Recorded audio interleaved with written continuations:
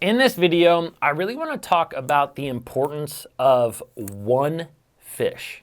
And so really in this video, we're going to talk a little bit more about tournament, a little bit more about tournament strategy. So if you are not a tournament fisherman, I think that you can still get something out of this, especially if you fish on the same body of water multiple days in a row. But this one is going to be catered a little bit more towards the tournament angler, and I just want you guys to know right off the bat. Now, before we get into it, this video is brought to you by my apparel company, Fin Fishing. And over at Fin Fishing, I have a number of different products, a lot that you guys are familiar with. I mean, I have the bass hat with the wooden bass badge. I have USA made sun shirts, one of the only made here in the US, something that I'm really, really proud of. I also have the new duck shorts. I also have a lot more products that are coming that I'm really excited about. One in particular is coming hopefully in the next couple of weeks.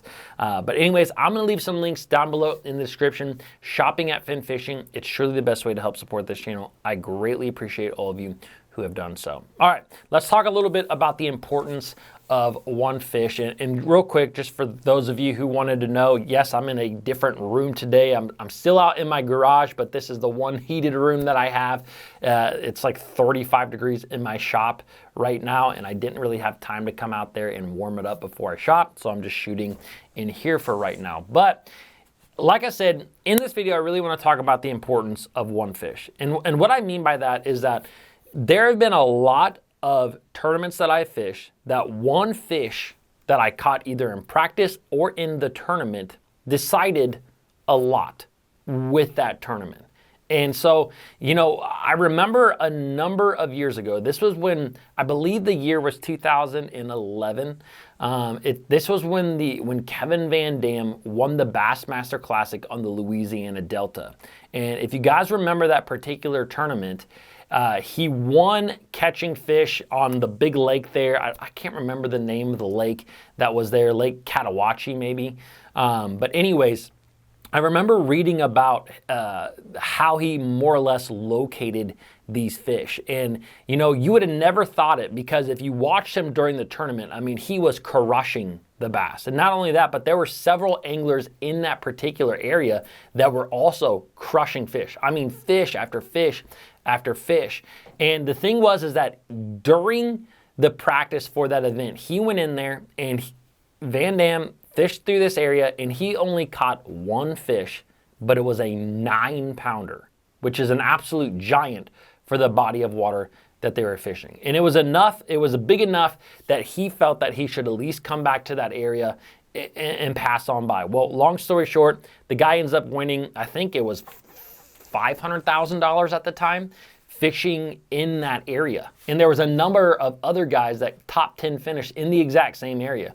And it always blew my mind because he fished in that area before, you know, in practice. And like I said, he only caught one fish. And I think that for a lot of us anglers, especially tournament anglers, if we get one bite in an area at times, we may not always go back to it, especially if we have found something that maybe is a little bit better. Maybe an area where we've caught 2 or 3 or 4 or 5 fish or whatever it may be. Those are the areas you tend to go to because you feel like you're around a lot of fish, not necessarily where you get one random bite. But I remember after listening to Kevin Van Dam talk about that particular fish that he caught, I always had it in the back of my mind when I would go to different tournaments, especially outside of the state of Ohio, where I was very unfamiliar with the bodies of water that I was fishing, that I would always try to pay attention to single bites. And I would always mark them. No matter what, I always mark every fish catch, unless it's like a microscopic bass. But even with that, I'm gonna actually tell you a story that talks a little bit more about that. Because what I have found is that sometimes you locate bass in an area, really you are on the front edge of bass getting to there. And as a matter of fact, if you are a tournament angler, this is actually what you want to do. You want to be able to locate where bass are going to and not necessarily where they are or where they are leaving. We want to be in a place where the bass are going to, especially if this is a multi-day tournament. But even on single day tournaments, you want bass to be coming to you. Like that is just something that is a very good thing for us anglers to do. Now, sometimes if you practice beforehand and you get a couple of bites in an area, you know, you think this area is better than this area because you caught more in that area than you did in this area, but really the fish may have been leaving this particular area and they may be coming to the area where you just caught one fish. So long story short, what I'm trying to say is that if you get one bite, especially if it's a good bite, if it's like a big fish for the body of water that you are fishing, always, if you can, stop by on that place for at least a little bit of time. At least 15 minutes. Because usually if fish are really flooding into that area, then you're gonna find out pretty quick if they've done so. And I'll give you a couple examples of this. The first top 10 that I ever got on the Bassmaster Opens, I was fishing on Lake Oneida. And Lake Oneida, I had fished it the year prior and I had finished terribly. I was 94th in that particular event. And early on in the practice, I knew that I was going to be fishing a drop shot around rock piles for smallmouth. Like I was catching some fish and I was actually starting to accrue so many different areas that I started to pay attention to the areas that were not obvious. And I started to idle these giant, massive flats back and forth, looking for anything out of the ordinary, because it seemed like even the areas that I'd found that were really good, there would always be some boats close by. And that happens a lot across the US. It happens a lot when it comes to tournament fishing. But I really, like, I felt like I was having a good tournament, and I'm like, you know what, I'm gonna spend some time looking over this unobvious stuff. And I remember this one tournament, the first top 10 I had in a Bassmaster Open, I went back and forth across this humongous flat. It took me like 3 hours to graph this whole area. And sometime throughout that area, or throughout that 3-hour period, I found one little section, and it wasn't a rise, it wasn't a drop, it was literally just this random patch of gravel. And right on the side of this patch of gravel was this like probably a clump of grass. I'm telling you, the clump of grass was probably this big. The patch of gravel was probably about 10 foot by 20 foot. That's all that it was.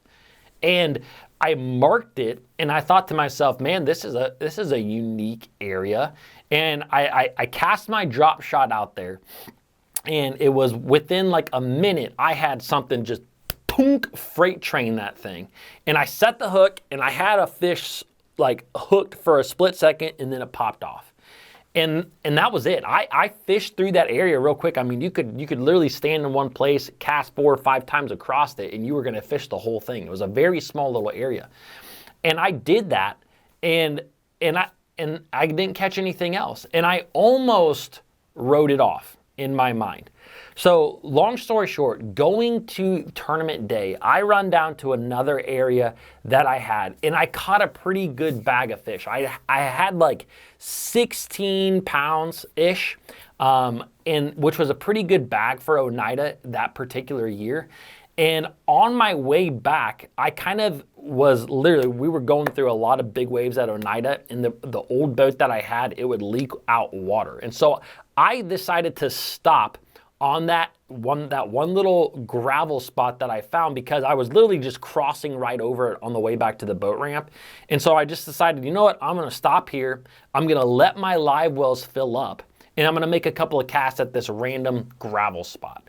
And so I told my co-angler, as soon as we stopped there, I told him exactly what was going on. I was like, hey, man, feel free to cast around. I'm just letting you know, we're probably gonna make about 4 casts. I'm gonna let our live wells fill up, and then we're gonna keep on going. And so, long story short, this is already a long story, so it doesn't really make sense to say that. But I fire out to this spot, and I catch a 4-pounder, like right away. And as I'm reeling in a 4-pounder, my co-angler, he bows up with one. And that fish is every bit of 3.5, 3 3/4 pounds. And we get them into the boat, and he had a good limit. I had a really good limit. And I told him as soon as we both boated these fish, I'm like, hey man, don't make another cast because we're leaving and I'm hoping to come back here. Well, the next day I went like a dummy to a lot of other things that I had fished. and I had like a 10-pound bag at noon, which was a tiny little bag. And I forgot to mention, I was in 10th place after the first day. So anyways, I came back to that spot at like noon, and I'm like, I might as well see if there's anything here. And I tell you what, I called out every single fish that I caught that day and caught another 16-pound bag off this teeny tiny little gravel area. Like teeny tiny. And what I had realized then is like, man, these fish are coming to this spot. They are coming here. And I ended up fishing the championship day. I caught fish on that spot again, didn't end up winning the tournament, but I got a top 10 finish. And I wouldn't have got a top 10 finish if I had ignored that one spot where I didn't even catch a fish in practice. I literally just got a bump, set the hook, and lost it. And so it just goes to show you that sometimes one bite can make a huge difference. And I have so many other stories that are exactly like that. Ones that I have told on this channel before. But also one that I maybe haven't told as much is not necessarily about finding a spot that has multiple fish. It's literally about a single bass. And so I want to tell this story real quick. It was another Bassmaster Open. I was fishing on Lake Cherokee down in Tennessee. And the day before the event, there was this one random dock kind of on this longer bluff bank. It was a very steep bank. There was one random dock. And as I am going in to be done with my practice, I'm like, you know what, I'm gonna stop by that dock. I stop by that dock, I skip a jig up underneath that dock, and a fish picks it up. And I went ahead and I actually decided to shake that fish off. And the reason that I shook that fish off is because this particular tournament was a very tough tournament. It was in September. There wasn't a whole lot of bites that were being had, and I was very used to shaking off every single fish during practice. Like once I got in the area where I'd catch them, I would start shaking fish off. And so anyways, I shook off that fish, left it be. And I also thought to myself, you know what, that fish actually may be there because this is like the only piece of cover on this entire section.